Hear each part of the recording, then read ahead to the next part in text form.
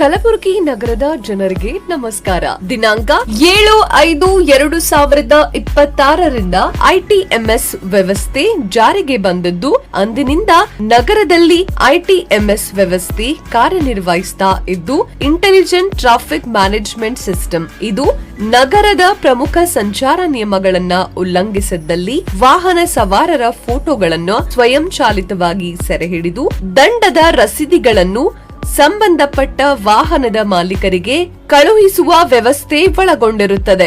ಸಂಚಾರ ನಿಯಮ ಉಲ್ಲಂಘನೆಗಳಾದ ಹೆಲ್ಮೆಟ್ ಇಲ್ಲದೆ ದ್ವಿಚಕ್ರ ವಾಹನ ಚಲಾಯಿಸುವುದು, ದ್ವಿಚಕ್ರ ವಾಹನದ ಮೇಲೆ 3 ಜನರು ಸವಾರಿ ಮಾಡುವುದು, ವಾಹನ ಚಲಾಯಿಸುವಾಗ ಮೊಬೈಲ್ ಬಳಕೆ ಮಾಡುವುದು, ಸೀಟ್ ಬೆಲ್ಟ್ ಧರಿಸದೇ ಇರುವುದು, ಸಿಗ್ನಲ್ ಜಂಪ್ ಮಾಡುವುದು ಮುಂತಾದ ಸಂಚಾರ ನಿಯಮ ಉಲ್ಲಂಘನೆ ದೃಶ್ಯಗಳನ್ನ ಸೆರೆಹಿಡಿದು ಫೋಟೋ ಸಮೇತ ಸಂಬಂಧಪಟ್ಟ ಮಾಲೀಕರ ಮೊಬೈಲ್ಗಳಿಗೆ ಸಂದೇಶ ರವಾನಿಸುತ್ತಾರೆ.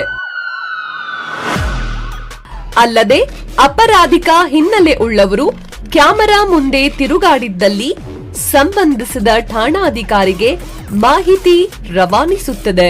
ಸಾರ್ವಜನಿಕರು ಇನ್ನು ಮುಂದೆ ಸಂಚಾರಿ ನಿಯಮಗಳನ್ನು ಪಾಲಿಸುವಲ್ಲಿ ನಿರ್ಲಕ್ಷ್ಯ ತೋರದಂತೆ ದಯವಿಟ್ಟು ನಿಯಮಗಳನ್ನ ಪಾಲಿಸಲು ನಗರ ಪೊಲೀಸ್ ವತಿಯಿಂದ ಕೋರಲಾಗಿದೆ. ಸಂಚಾರ ನಿಯಮಗಳನ್ನ ಪಾಲನೆ